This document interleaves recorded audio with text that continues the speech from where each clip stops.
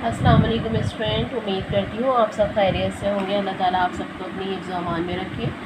Student, पिछली video में हमने शेख सादी के 10 अक़वाल के बारे में पढ़ा था और समझा था।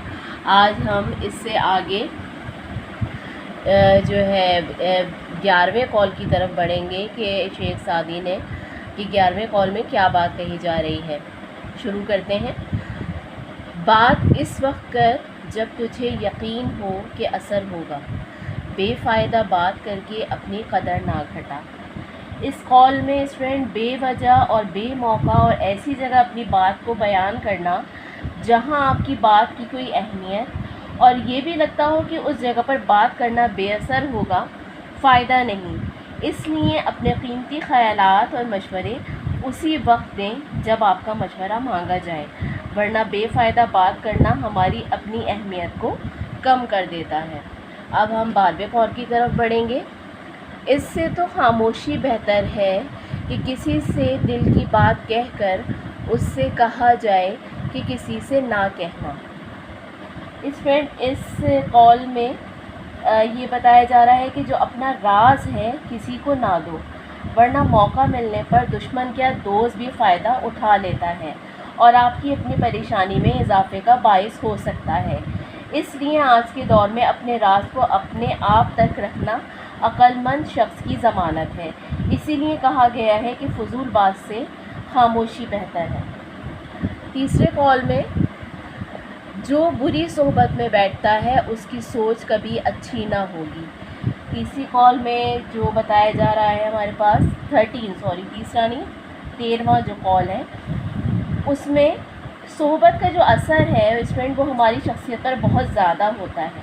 और जो शख्स बुरे लोगों की सोहबत में बैठता है तो वैसे ही आदत उसके अंदर पैदा हो जाती हैं और उसकी सोच भी नेगेटिव यानी मनफी हो जाती है, क्योंकि किसी शख्स की शख्सियत का अंदाज़ा उसके दोस्तों को देखकर लगाया जा सकता है। इसीलिए हमें बुरी सोहबत से बचना चाहिए। अब जो 14वां हमारे पास कॉल है शेख सादी का, वो क्या कह रहे हैं 14वें कॉल में, हासिद के लिए बद्दुआ करने की ज़रूरत नहीं, वो तो पहले ही हसद की आग में जल रहा है। इस कॉल में क्या कह रहे हैं कि हसद यानी जलन, हसद करने वाला जो शख्स है कभी खुश नहीं रह सकता, क्योंकि वो अपने आसपास के लोगों की किसी न किसी बात को लेकर, चाहे वो माली एतबार से हो या सेहत तंदुरुस्ती या जहनी आसूदगी, गर्ज हर चीज़ को लेकर वो हसद का शिकार रहता है। और हसद करने वाले शख्स से अल्लाह ताला भी नाखुश होता है, क्योंकि अपने किसी दूसरे मुसलमान भाई के लिए दिल में जो हसद रखता है वो गुनाह है। इसीलिए कहा गया है कि ऐसे शख्स के लिए बद्दुआ देना भी बेकार है, क्योंकि वो हसद का मारा शख्स कभी भी अपनी हालत से खुश नहीं होता, हर वक्त मुसीबत और परेशानी में गिरफ्तार रहता है। 5वां कॉल, दो आदमी की कोशिश बेफ़ायदा है, एक वो जिसने माल कमाया मगर खाया नहीं, दूसरा वो जिसने इल्म हासिल किया मगर उस पर अमल ना किया।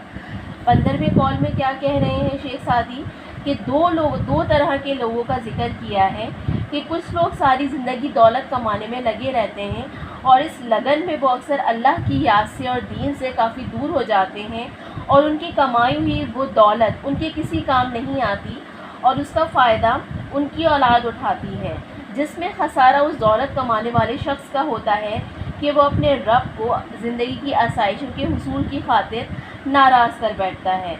और दूसरा वो शख्स जो कि इल्म के हुसूल के बावजूद खुद उन बातों पर अमल ना करे।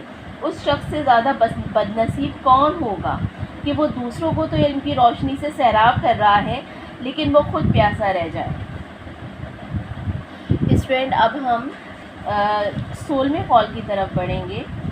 शेख सादी के, बेअमल आलिम ऐसा है जैसे अंधे के हाथ में मशल, लोग तो उससे फ़ायदा उठाते हैं मगर वो खुद कुछ फ़ायदा हासिल नहीं कर सकता।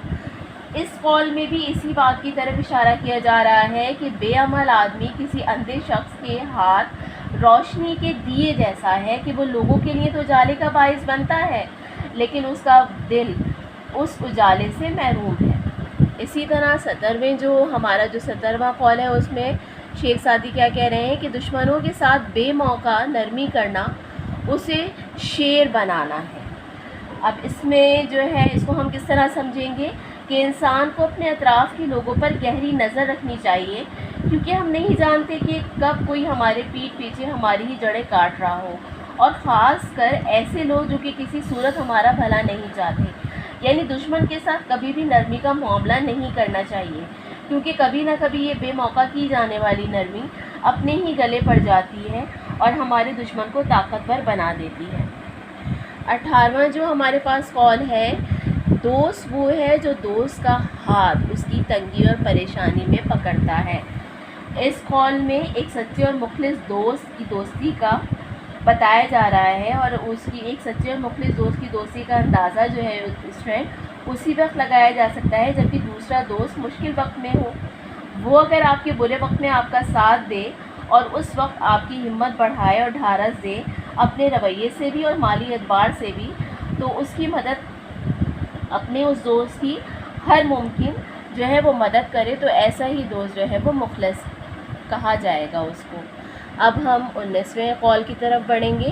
عقل مند اور بے وقوف میں کوئی نہ کوئی عیب ضرور ہوتا ہے۔ عقل مند اپنا عیب خود دیکھ لیتا ہے، جبکہ بے وقوف کا عیب ساری دنیا دیکھتی ہے۔ اس قول میں انسان کی غلطیوں کی طرف اشارہ کیا جا رہا ہے کہ انسان غلطیوں سے ہی سیکھتا ہے، لیکن اس میں یہ حقیقت ہے کہ ایک عقل مند اور باشعور شخص جلد ہی اپنی کی ہوئی غلطی کو صحیح کر لیتا ہے، جبکہ ایک بے عقل شخص اپنی بے عقلی کے باعث کئی بار اس طرح کی اور بہت سی غلطیوں کا شکار ہو جاتا ہے، جو کہ وقت گزرنے کے بعد پورے معاشرے میں شرمندگی کا باعث بنتی ہیں۔ 20واں قول ہے آپ کا کہ اپنے اچھے عمل سے کسی کو خوشی دینا ان 1000 سجدوں سے بہتر ہے جس کے پیچھے رنج چھپا ہو۔ اللہ تعالیٰ نے اس قول میں جو اشارہ ہے اس کی وضاحت میں کر رہی ہوں کہ اللہ تعالیٰ نے حقوق و لباد کی اہمیت پر اس میں بہت زور دیا ہے، اور ہمارے پیارے نبی بذات خود جو ہے وہ اخلاق کے اعلیٰ مرتبے پر فائز ہیں۔ آپ اپنے اچھے رویے سے کسی کے مشکل وقت میں کسی کے کام آنا، صحیح ہے نا، جب انسان کسی کو مشکل میں دیکھتا ہے تو اگر ہم اس کے کام آ جائیں تو وہ اس میں ان 1000 سجدوں سے بہتر ہے جس میں کئی دکھ اور پریشانیاں چھپے ہوں۔ اللہ رب العزت ایک وقت اپنے حقوق تو معاف فرما دیں گے، لیکن حقوق و لباد کی معافی نہیں۔ اس لیے ایک مسلمان کی یہ کوشش ہونی چاہیے کہ اس کی وجہ سے کسی بندگان خدا کی دل آزاری نہ ہو، مطلب اس کی وجہ سے کسی کا دل نہ دکھے۔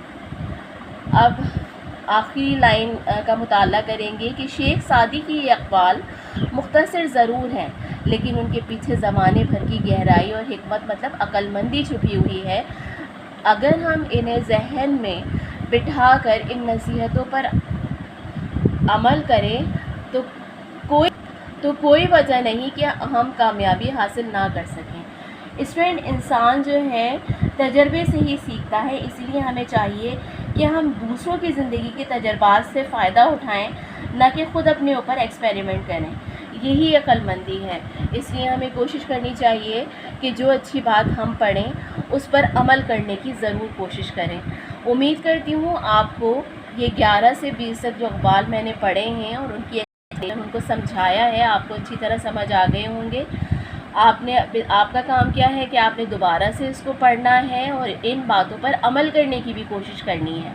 انشاءاللہ تعالیٰ نیکسٹ ویڈیو میں اس چیپٹر کے مشقی کام کے ساتھ حاضر ہوں۔ تب تک کے لیے اپنا آپ نے بہت خیال رکھنا ہے۔ دعاؤں کی طالب، اللہ حافظ۔